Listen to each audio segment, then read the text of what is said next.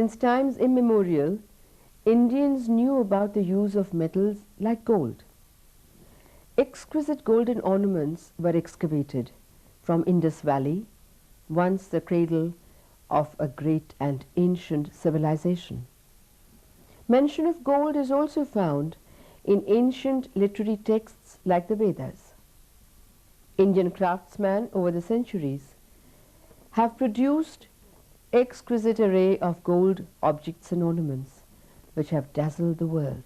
But we do not know for certain since when Indian artists and painters started using gold to embellish the works of art, although some stray references to gold paintings are found in our epics.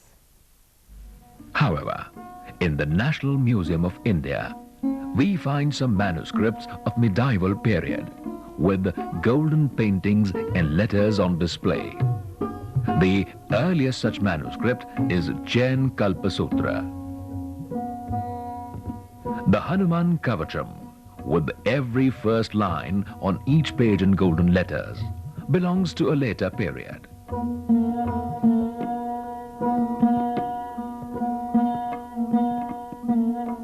Almost of the same period is the Vishnu Sahasranam, written in Sharada script.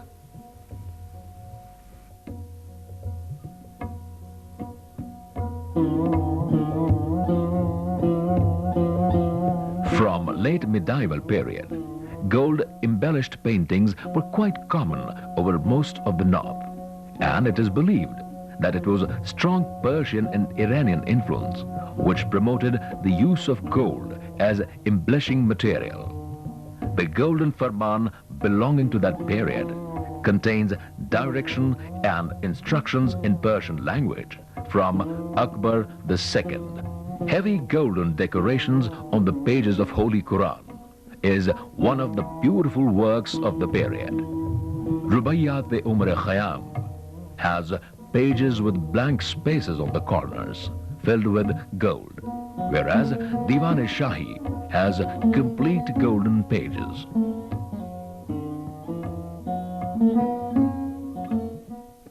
The wheel of time has witnessed many ups and downs in certain genres of art, like the history of humankind. The art of gold painting too saw its periods of glory and decline. During British rule in India, the popularity of Indian arts and crafts waned. So too did the popularity of gold paintings, which met a similar fate.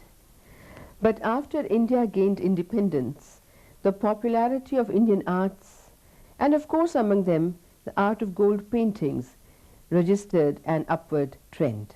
The trend of revival was seen in Vrindavan, a tiny city on the bank of river Yamuna, some 4 decades ago.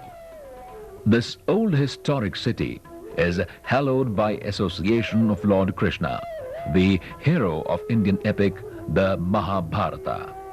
Described in the poetry as a playground of Krishna, it is said it was here that he grazed his numerous cows, played on his melodious flute.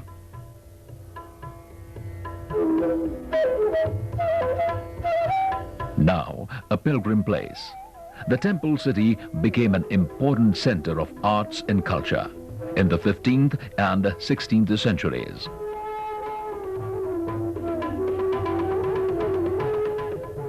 The cultural festivities attract many tourists and locals alike.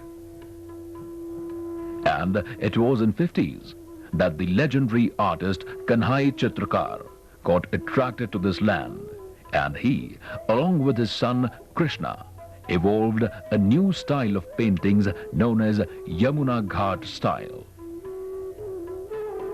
Kanhai Chitrakar got tremendously attracted towards the genre of gold paintings and started making them on large scale. He made such a beautiful array of paintings, embellished with gold and semi-precious stones, that his work started getting patronage from all over, India and abroad. While making his paintings, Kanhai departed from the old techniques and created an independent genre of contemporary paintings. He started using big canvases, improved their durability by devising a new method of treating them, improved the quality of material, started using excellent quality modern oil paints. However, the basic theme of the golden paintings more or less remained the same. They remained mythology-oriented, with the Krishna at their center. But the emphasis is on bhav or display of various emotions on the faces of the figures. Rasa is a very interesting revelation of the Krishna's dance on the bank of Yamuna, depicting the story of intense feeling of trust and faith in God's love, who bestows salvation on his creatures. Extensive gold works have made paintings of such philosophical nature even more popular. The act of stealing butter by Krishna finds mention in ancient as well as contemporary literature. Then, why not in the paintings, which dazzle with semi-precious stones?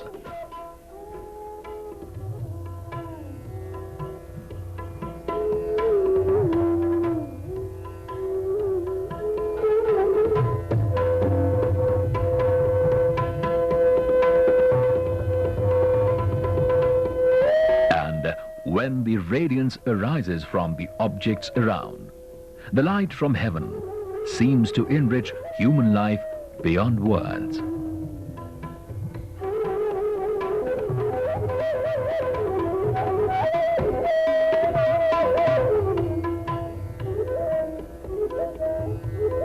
When Krishna played his flute, gopis, the cowherd girls, would dance to ecstasy. Their unfree human consciousness would try to seek the absolute.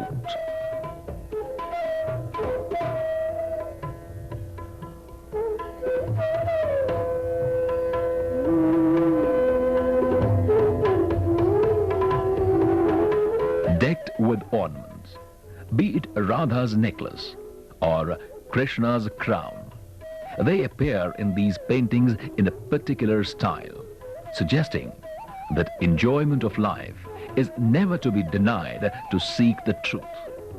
Radha, wearing gold-embroidered wrap with ornaments, reflects that Krishna is her perfect counterpart. The use of gems and colors, along with carefully balanced compositions, shows the masterly hand.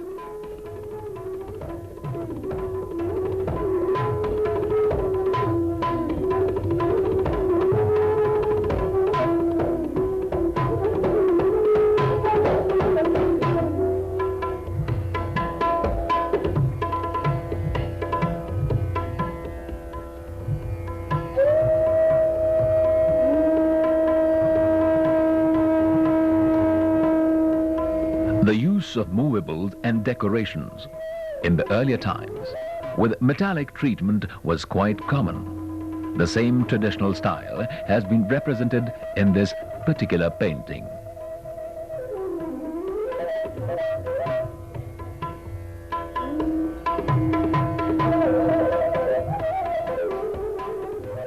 Young Krishna, the eldest son of the artist, has also been engaged in making gold paintings for a number of years and has assisted his father on many new themes.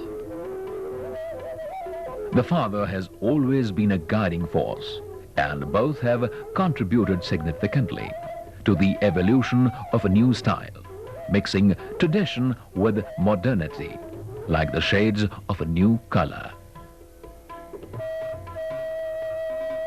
For any new painting, sketching is the first step, which demands complete concentration and tranquility.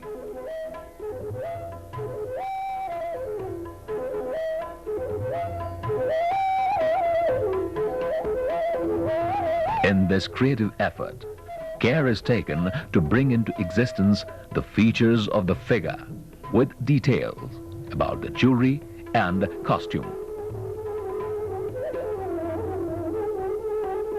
Even the minutest ornamentation is conceived with a proper thought, keeping in mind the theme and subject of the painting.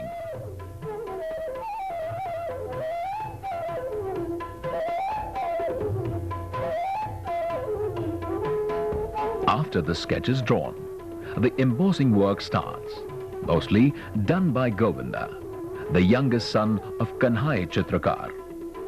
Govinda, now an expert, demarks the portions to be lifted above the surface of the canvas. This is done by applying embossing material to the portions identified for the purpose.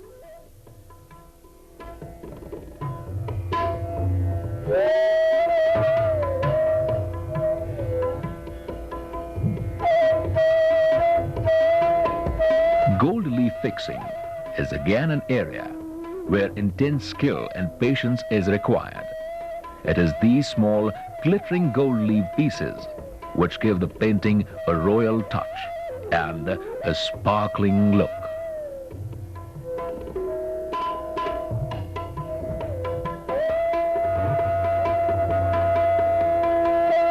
Small precious and semi-precious stones are fitted to add to the dazzle. These are fitted into the holes, drilled with a special technique. To adorn paintings with gems has been an old tradition in India, which is once again revived in these contemporary paintings.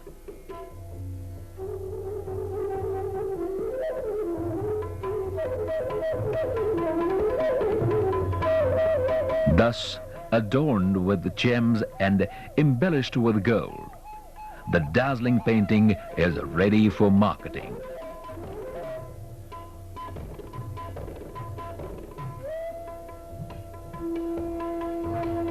The wife of the master, Geeta Devi, is quite aware that it is the Chitrakar family which has made the gold paintings popular again, and the couple wish that their art is kept alive by their future generations.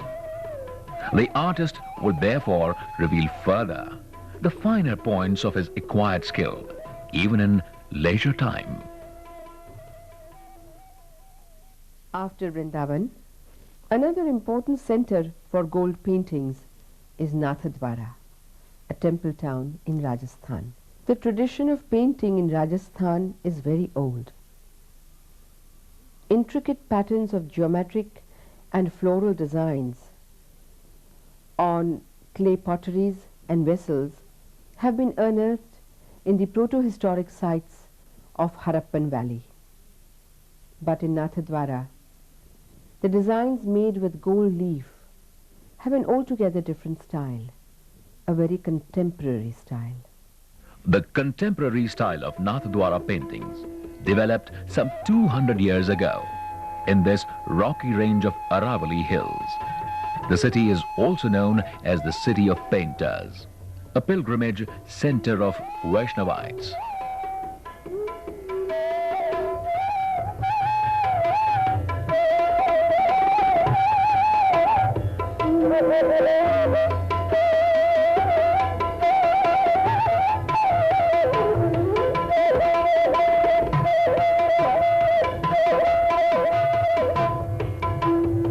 Nathwara Temple, built in the early 18th century, is one of the most celebrated of the Vaishnava shrines of Srinathji. Here the tradition of paintings has been associated with the shrine since its inception. The artists would create murals, which can still be found at some places.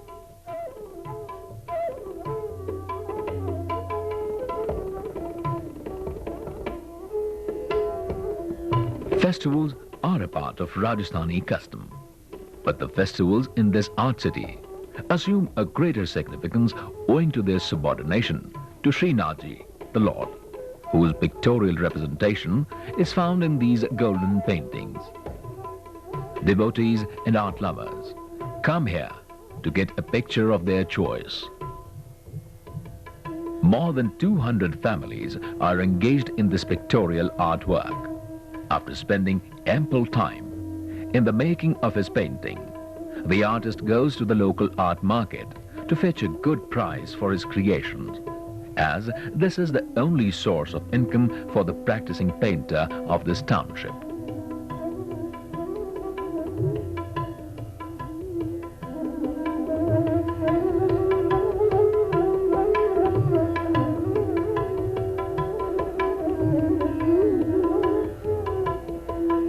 Earlier, the painters used to paint only the mythological and the traditional themes. But with the voyage of time, new forms have started emerging. To capture a glimpse of nature in the otherwise traditional painting is therefore not surprising.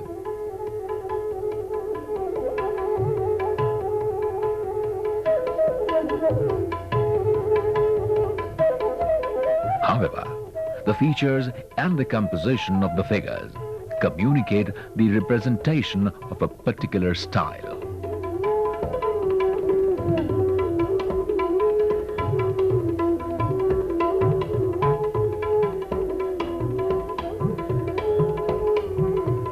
Golden ink used in Nathwara paintings is generally made by the artist himself, after rubbing in a piece of gold foil on the clean surface of some metallic plate. The ink thus produced is used in miniatures too.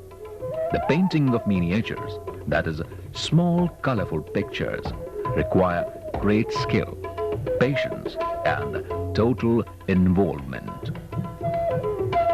Hemchand Sharma is a highly talented miniature painter of Nathwara who has been creating remarkable art pieces for the last couple of years.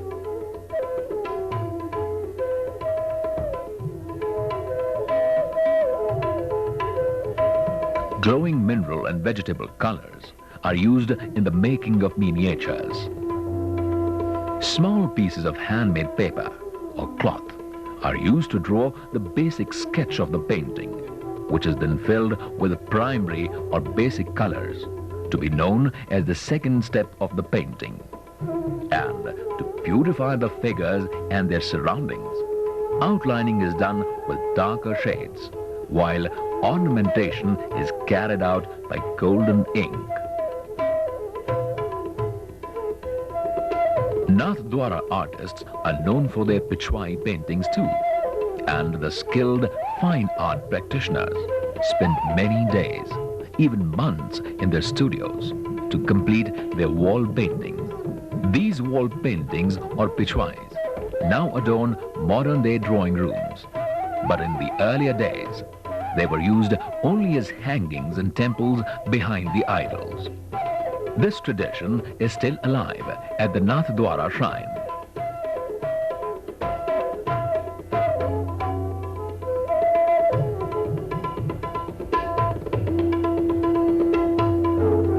Some old Pichwais with heavy golden work depict a distinct style of this region.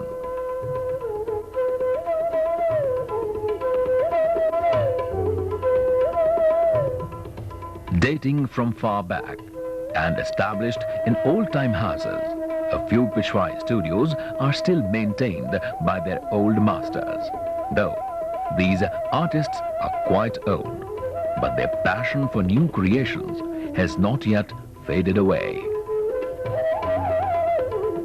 Their old hands can still draw smooth lines on the canvas.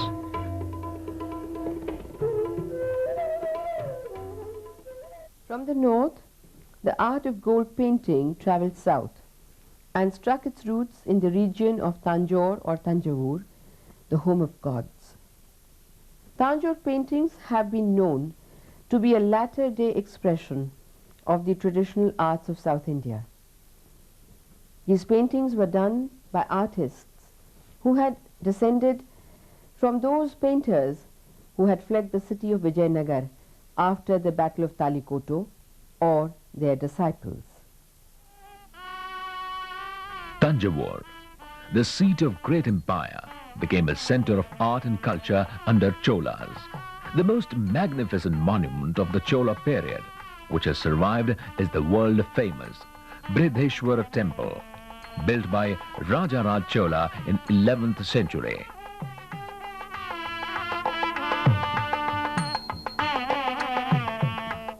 The major dynasties that ruled after Cholas are those of Nayaks and Marathas.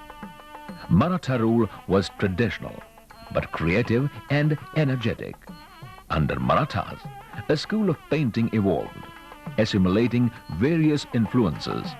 The court was the center of art and learning. Sarfoji II, who ascended the throne in 1798 AD, had a thirst for learning and is credited with the authorship of the Kumarasambhava Champu and other classics.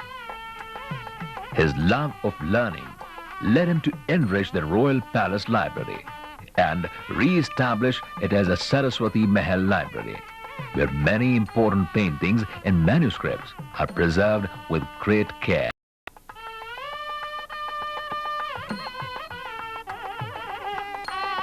These gold paintings are lavishly decorative in style and rich in form and content. The artists of these paintings have paid great attention to the detail and ornamentation. The faces are wide-eyed. There is a positive blending of folk art in the Thanjavur style. There are several portraits painted in gold, preserved with modern conservation techniques in the library.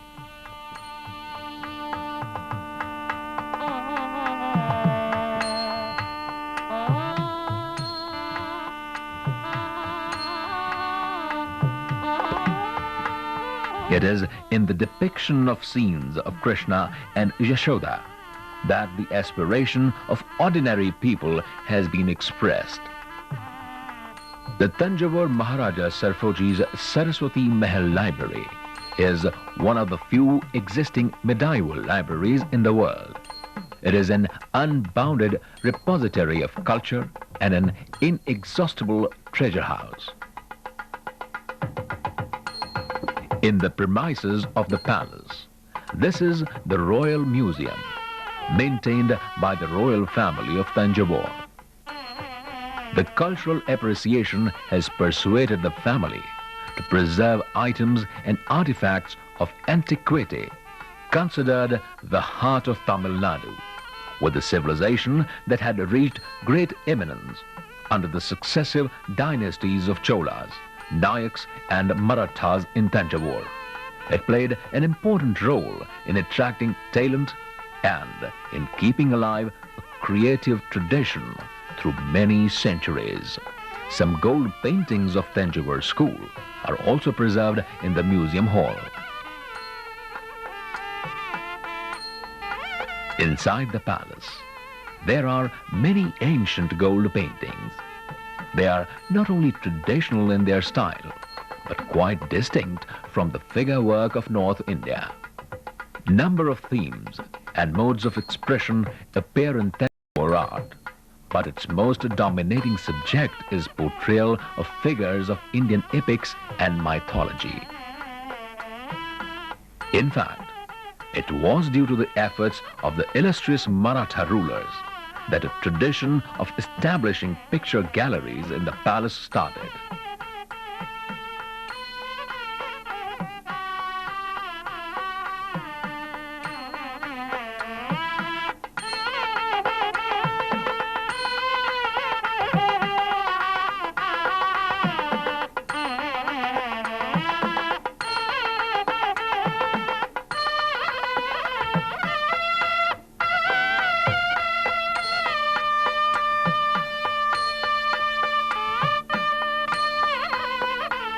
Use of gold leaf in the later works has been generous as compared to the earlier ones.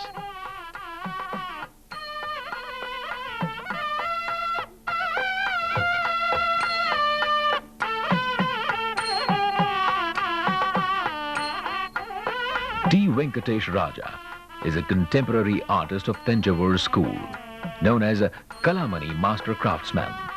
The artist paints Thanjavur pictures in traditional iconic style, using strong colors.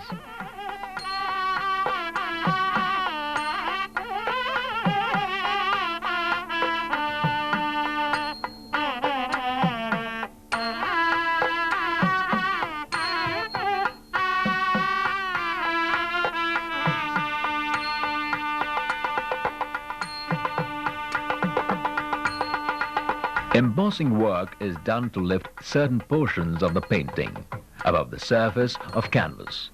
This is done by using a special kind of material mixed with glue to form a sticky paste.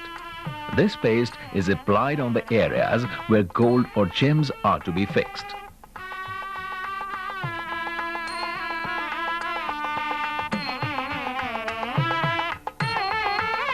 Gems and gold is fixed on the embossed area of the sketched board, which is smoothened before any figure is drawn on it.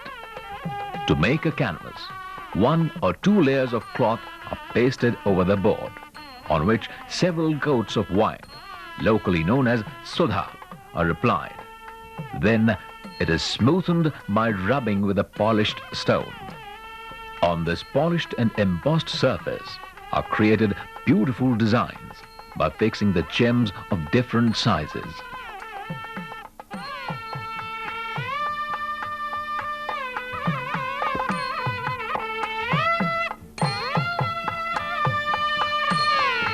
There is a special technique of preparing the gems of glass for decorating the paintings. They are fixed at the tips of the small sticks and rubbed vigorously to bring them in shape and to give them a shine.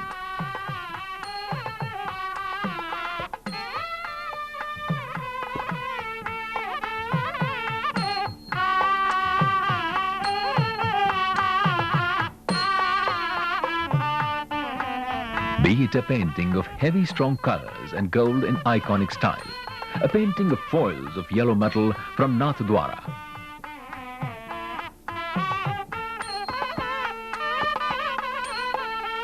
or painting in Vrindavan's Yamuna Ghat style by Kanhai.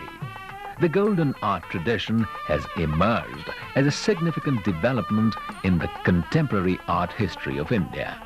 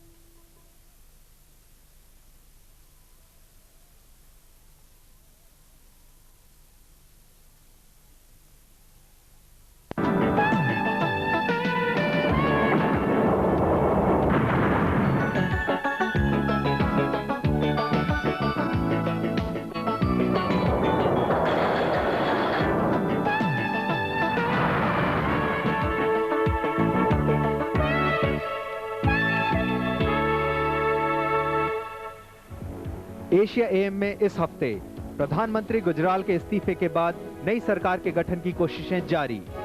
Nawaz Sharif और न्यायपालिका के बीच दरार और गहरी हुई।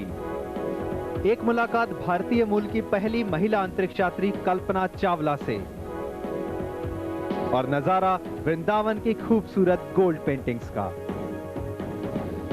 Asia M के इस अंक में आपका स्वागत है। एशिया के दूसरे देशों में हुई कुछ घटनाओं की एशियन इमेजेस सेक्शन में सोने और कीमती मणियों से जड़े कन्हाई शैली के चित्र अमरीकी अंत में। और अब हम आपको ले चलते हैं भगवान श्री कृष्ण की लीला भूमि वृंदावन में।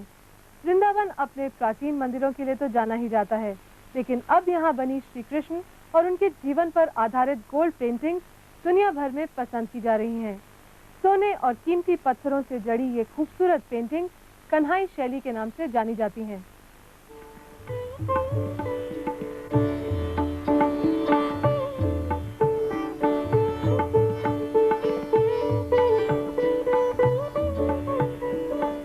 ये है वृंदावन की एक सुबह। वृंदावन जहाँ भगवान कृष्ण का बचपन बीता था। माखन चोरी, राधा से छेड़छाड़, यमुना तट पर महारास, बाल कृष्ण के जीवन की अनेक घटनाएं वृंदावन से जुड़ी हैं। यहाँ के नंदन वन की आर्ट गैलरी में रखी गोल्ड पेंटिंग्स में इन घटनाओं का साकार रूप देखा जा सकता है। सोने के काम वाली पेंटिंग्स बनाने की परंपरा नई नहीं है। सबसे पहले 12वीं शताब्दी में गोल्ड पेंटिंग्स का जिक्र मिलता है। दक्षिण भारत में तंजौर की गोल्ड पेंटिंग्स की अपनी पुरानी परंपरा है, लेकिन कन्हाई शैली के नाम से मशहूर वृंदावन की ये पेंटिंग्स तंजौर पेंटिंग से काफी अलग है। तंजौर स्टाइल में और हमारे स्टाइल में बहुत डिफरेंस है। सिर्फ एक ही दोनों में समानता है कि वो भी गोल्ड वर्क करते हैं, हम लोग भी गोल्ड वर्क करते हैं। बाकी उनकी स्टाइल अलग है, हमारी स्टाइल अलग है, हमारी रियलिस्टिक है। गोल्ड पेंटिंग बनाने की कला और शिल्प 50 साल पहले कन्हाई चित्रकार के साथ वृंदावन पहुंची। रोजगार की तलाश में कन्हाई मुंबई पहुंचे और फिर वृंदावन आ गए। यहाँ आकर उन्होंने सिर्फ भगवान कृष्ण के ही चित्र बनाए। ये मेरी करीब 15-16 वर्ष की उम्र थी। तब से वो मेरे मन में एक हुक सी उठती थी कि भगवान श्री कृष्ण की पेंटिंग बनाऊं। तब से ही मैंने शुरू करी है और धीरे धीरे जो है बस वो फिर बाद में पोर्ट्रेट भी कुछ बनाए मैंने, लेकिन रुचि खास करके भगवान कृष्ण राधा जी ने दी। सोने और कीमती नगों से इन चित्रों को सजाना कोई आसान काम नहीं है। इनके लिए खासी मेहनत, साधना और पेशेंस की जरूरत होती है। पहले कैनवस पर पेंसिल से स्केचिंग की जाती है। उसके बाद शुरू होता है एम्बॉसिंग का काम। एम्बॉसिंग में न केवल ज्यादा वक्त लगता है, बल्कि हाथों का सदा होना भी जरूरी होता है। स्टोन और गोल्ड वर्क से पहले हमें बेस बनाना पड़ता है। हम ज्वेलरी फिट करते हैं, स्टोन फिट करते हैं, गोल्ड का काम करते हैं, तो एम्बॉसिंग के द्वारा हम उसको बेस बनाते हैं कि कहाँ हमें स्टोन फिट करना है, कहाँ हमें गोल्ड का वर्क एक्सपोज करना है। उसके लिए एम्बॉसिंग का काम इसलिए ज़रूरी है कि उससे ज्वेलरी में जो पेंटिंग में ज्वेलरी का काम होता है उसको पूरा एक्सपोज हो जाता है। अगर एम्बॉस का काम नहीं करते हैं तो फिर गोल्ड वर्क और ज्वेलरी का काम इतना अच्छा नहीं हो सकता जितना हम लोग करना चाहते हैं। डिजाइनिंग के बाद इन पेंटिंग्स को वाटरप्रूफ किया जाता है, जिससे इनकी उम्र 250 साल से 300 साल तक हो जाती है। वाटरप्रूफिंग के बाद शुरू होता है इनमें रंग भरने का काम। इसके लिए ऑयल पेंट्स का इस्तेमाल करते हैं। कलरिंग के बाद इन पर सोने का पत्र यानी गोल्ड लीफ चढ़ाई जाती है। ये गोल्ड लीफ 24 कैरेट सोने से बनाई जाती है।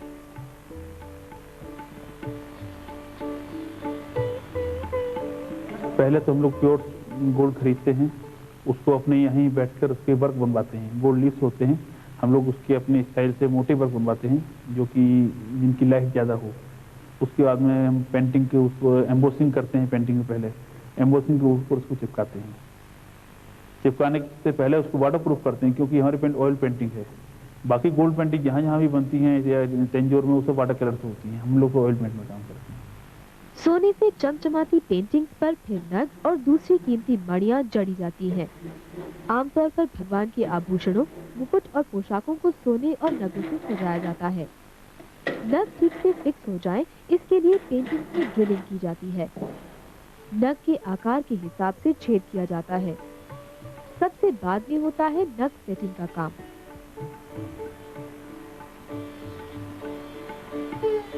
अपनी कल्पना शक्ति से ये कलाकार चित्र को सजाकर सुंदर रूप देते हैं। एक एक चित्र बनाने में 1 महीने से लेकर 2 साल तक लग जाते हैं। सोने, कीमती नगों से जड़ी होने, काफी मेहनत और समय लगने के कारण ये पेंटिंग काफी महंगी होती हैं। इनकी कीमत कम से कम 25,000 और ज्यादा से ज्यादा 20 लाख तक हो सकती है। महंगी होने के बावजूद इन पेंटिंग्स की मांग सिर्फ भारत में ही नहीं बल्कि विदेशों में भी है।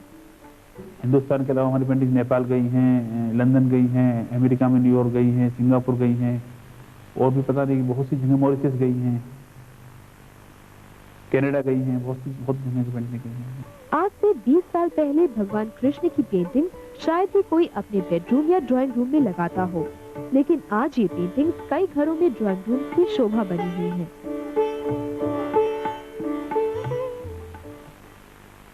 और अब वक्त है आपसे विदा लेने का। अगले हफ्ते इसी दिन इसी समय आपसे फिर मुलाकात होगी एशिया AM के एक और अंक में। नमस्कार।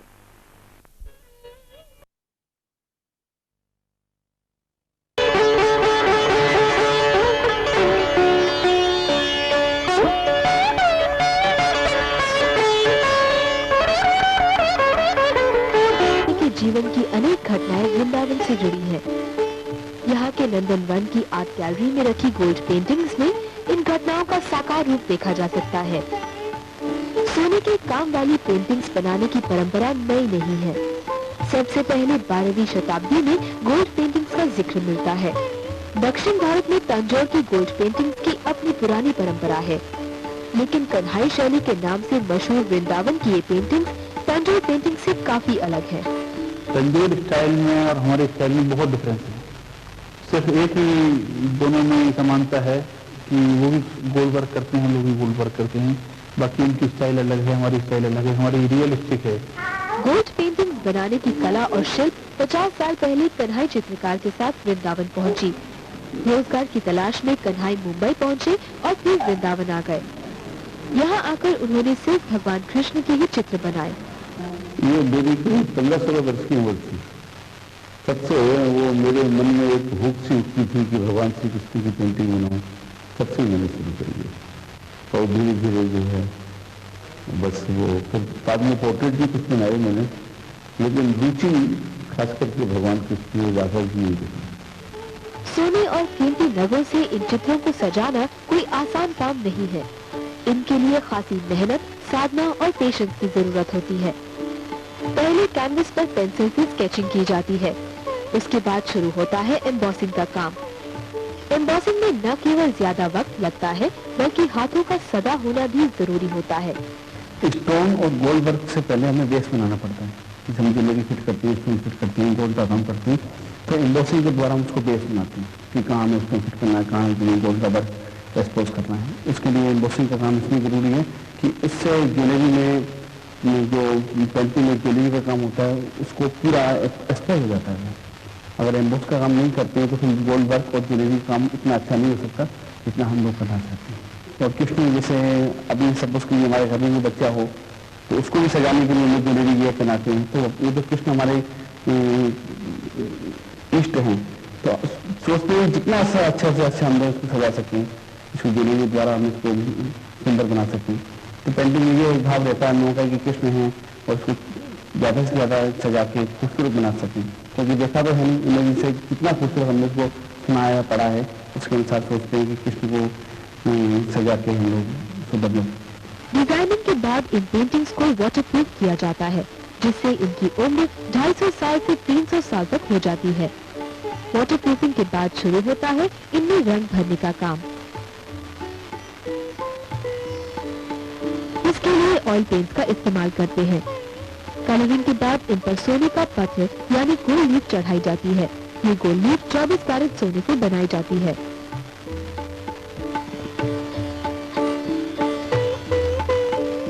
सोने से चमचमाती पेंटिंग्स पर फिर नग और दूसरी कीमती मणियां जड़ी जाती हैं। आमतौर पर भगवान के आभूषणों, मुकुट और पोशाकों को सोने और नगों से सजाया जाता है। नग ठीक से फिक्स हो जाए, इसके लिए पेंटिंग की ड्रिलिंग की जाती है। नग के आकार के हिसाब से छेद किया जाता है। सबसे बाद में होता है नग सेटिंग का काम।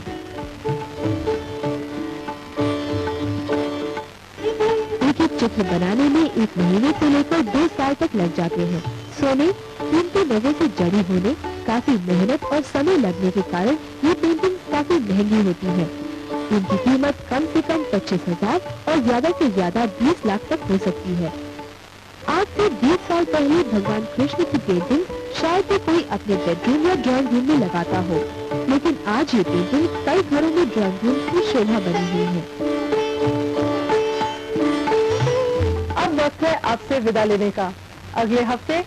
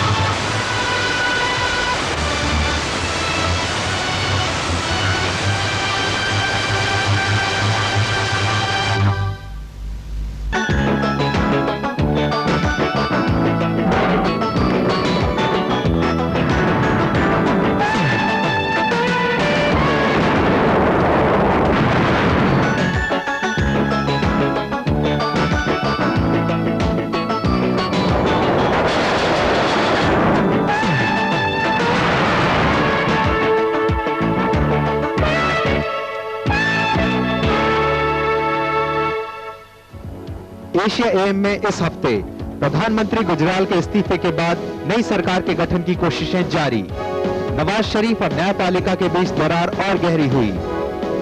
एक मुलाकात भारतीय मूल की पहली महिला अंतरिक्ष यात्री कल्पना चावला से। और नजारा वृंदावन की खूबसूरत गोल्ड पेंटिंग्स का। एशिया एम के इस अंक में आपका स्वागत है। जैन आयोग की रिपोर्ट को लेकर संसद में पिछले हफ्ते भी कांग्रेस ने हंगामा किया, जिससे संसद की कार्यवाही नहीं चल सकी। इस बार जवाबी मुद्रा में डीएमके के सांसद भी सामने आए। इस हंगामे को देखते हुए लोकसभा अध्यक्ष पीए सांगमा ने संसद को अनिश्चित काल के लिए स्थगित कर दिया। पेश है एक रिपोर्ट राजनीति के गलियारों से। संयुक्त मोर्चा सरकार के इस्तीफे के बाद नई सरकार की संभावनाएं तलाशने में सभी राजनीतिक दल जुट गए हैं। संयुक्त मोर्चा सरकार से अपने समर्थन वापसी की घोषणा के साथ ही कांग्रेस ऐसी सबसे पहली पार्टी थी जिसने अपनी सरकार बनाने का दावा पेश किया। मैंने हमारी पार्टी ने ये कहा कि वापस लेने के बाद कि हम लोग इस उत्तरदायित्व को लेने के लिए हमारी पार्टी तैयार है। केसरी अपनी कोशिशों में कामयाब होते हैं या नहीं, ये तो वक्त बताएगा। लेकिन प्रधानमंत्री गुजराल के इस्तीफे के साथ ही देश में पिछले 10 दिन से चली आ रही राजनीतिक अटकलबाजियों को विराम मिल गया। शुक्रवार की रात प्रधानमंत्री इंद्र कुमार गुजराल ने इस्तीफा दे दिया। राष्ट्रपति को इस्तीफा सौंपने के समय श्री गुजराल के साथ 13 दलों की संयुक्त मोर्चा सरकार के सभी सहयोगी घटकों के नेता मौजूद थे। उन्होंने अलग अलग चिट्ठियां भी राष्ट्रपति को सौंपी। इन चिट्ठियों में नेताओं ने स्पष्ट कर दिया है कि मोर्चा के घटक दल कांग्रेस या भारतीय जनता पार्टी सरकार के गठन में सहयोग नहीं करेंगे और न ही समर्थन देंगे। सब के सब गुट जितने हैं मोर्चे के एक जा रहे हैं चिट्ठी देने के लिए। हम न कांग्रेस के नेतृत्व की सरकार का समर्थन करेंगे, न भाजपा के नेतृत्व की उनकी पार्टिसिपेशन की समर्थन करेंगे। राष्ट्रपति के.आर. नारायणन ने श्री गुजराल का इस्तीफा मंजूर करते हुए उनसे वैकल्पिक व्यवस्था होने तक कार्य करने का आग्रह किया। इस समय देश में कोई भी पार्टी सरकार बनाने की स्थिति में नहीं है। 542 सदस्यों वाली लोकसभा में 177 सदस्यों का प्रतिनिधित्व संयुक्त मोर्चा करता है, जिसमें 13 दल शामिल हैं। सदन में भारतीय जनता पार्टी और उसके सहयोगी दलों के 193 सदस्य हैं, जबकि कांग्रेस और उसके सहयोगी सदस्यों की संख्या 144 है। इस स्थिति में लगता है देश 12वें लोकसभा के चुनाव की ओर बढ़ रहा है। 20 नवंबर को संसद का शीतकालीन सत्र शुरू होते ही संयुक्त मोर्चा सरकार को बाहर से समर्थन दे रही कांग्रेस पार्टी ने जैन आयोग की रिपोर्ट को मुद्दा बनाकर सरकार से समर्थन वापस लेने की चेतावनी दी थी। रिपोर्ट में इस बात के संकेत दिए गए हैं कि द्रविड़ मुनेत्र कड़गम पार्टी के संबंध राजीव गांधी की हत्या में शामिल तमिल टाइगर से है। पूर्व प्रधानमंत्री राजीव गांधी हत्याकांड के षड्यंत्र की जांच कर रहे जैन आयोग की अंतरिम रिपोर्ट के प्रकाश में आने के बाद कांग्रेस ने मांग की थी कि संयुक्त मोर्चा डीएमके को सरकार से हटा दे। संयुक्त मोर्चा ने कांग्रेस की इस मांग को ठुकरा दिया। इस मुद्दे पर अन्य सांसदों में भी मतभेद देखा गया। कुछ सांसदों ने जैन आयोग की रिपोर्ट के आरोपों को पूरी तरह नकार दिया, जबकि कुछ सांसद ये मानने के लिए बिल्कुल तैयार नहीं थे कि किसी एक पार्टी या पूरी कम्युनिटी को राजीव गांधी की हत्या के लिए जिम्मेदार ठहराया जा सकता है। एक बात ये भी समझ में नहीं आती, कोई पूरी पार्टी कॉन्स्पिरेसी में, षड्यंत्र में शामिल होगी, ये बात कुछ समझ से बाहर मालूम होती है। एक जज ने कोई बात कह दी, वो भी एक अंतरिम रिपोर्ट में, उन्होंने अपनी आखिरी रिपोर्ट नहीं दी है, उसके पहले ही इस तरह की मांग करना कुछ मुझे अच्छा नहीं लगता। जबकि मोर्चा सरकार ने इस्तीफा दे दिया है, कुछ नेता लोकसभा भंग करने की मांग कर रहे हैं और कुछ ने इसका कड़ा विरोध किया है। इस सिलसिले में 40 सांसदों ने फोरम ऑफ पार्लियामेंटेरियंस के नाम से एक फोरम का गठन किया है। ये सांसद लोकसभा भंग करने के पक्ष में बिल्कुल नहीं हैं। This is not the right time for elections. People have elected this house for 5 years term, and it's only been 1.5 years. The full country knows that election costs a couple of thousand crores, and if you have to every 1.5 years spend a couple of thousand crores on elections, it is waste of national money. अब पूरे देश की नजरें राष्ट्रपति के फैसले पर टिकी हैं कि वे लोकसभा भंग कर मध्यावधि चुनाव की घोषणा करते हैं या सदन में किसी अन्य पार्टी को सरकार बनाने के लिए आमंत्रित करते हैं। फिलहाल सदन में सबसे बड़े दल भारतीय जनता पार्टी ने स्पष्ट कर दिया है कि इस बार वो सरकार बनाने की दिशा में कोई पहल नहीं करेगी, लेकिन अगर राष्ट्रपति उन्हें सरकार बनाने का आमंत्रण देते हैं तो वो इससे इनकार नहीं करेगी। अभी बाकी है कल्पना चावला की अंतरिक्ष में उड़ान। अदालत की मानहानि के आरोपों का सामना करने के लिए नवाज शरीफ पिछले हफ्ते अदालत में पेश हुए। वे अदालत में पेश होने वाले पहले पाकिस्तानी प्रधानमंत्री हैं। पाकिस्तान में न्यायपालिका और कार्यपालिका के बीच तनाव की शुरुआत अगस्त में न्यायाधीशों के नॉमिनेशन के मामले से हुई थी। उसके बाद न्यायपालिका ने प्रधानमंत्री के खिलाफ भ्रष्टाचार के आरोपों को हाथ में लेना, जिन मंदिरों के लिए तो जाना ही जाता है, लेकिन अब यहाँ बनी श्री कृष्ण और उनके जीवन पर आधारित गोल्ड पेंटिंग्स दुनिया भर में पसंद की जा रही हैं। सोने और कीमती पत्थरों से जड़ी ये खूबसूरत पेंटिंग्स कन्हाई शैली के नाम से जानी जाती हैं।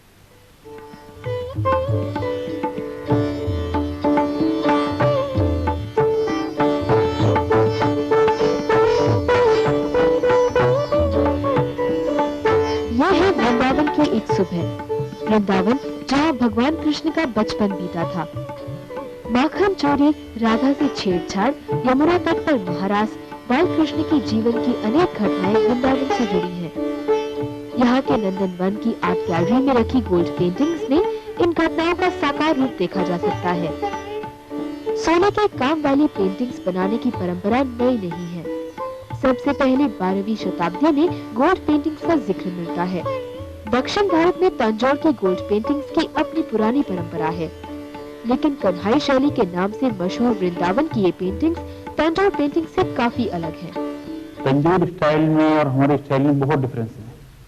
सिर्फ एक ही दोनों में समानता है कि वो भी गोल्ड वर्क करते हैं, हम लोग भी गोल्ड वर्क करते हैं। बाकी उनकी स्टाइल अलग है, हमारी स्टाइल अलग है, हमारी रियलिस्टिक है। गोल्ड पेंटिंग्स बनाने की कला और शिल्प 50 साल पहले कन्हाई चित्रकार के साथ वृंदावन पहुंची। रोजगार की तलाश में कन्हाई मुंबई पहुंचे और फिर वृंदावन आ गए। यहाँ आकर उन्होंने सिर्फ भगवान कृष्ण के ही चित्र बनाए। ये मैंने करीब 15-16 वर्ष की उम्र थी, तब से वो मेरे मन में एक भूख से उठती थी कि भगवान श्री कृष्ण की पेंटिंग बनाऊं।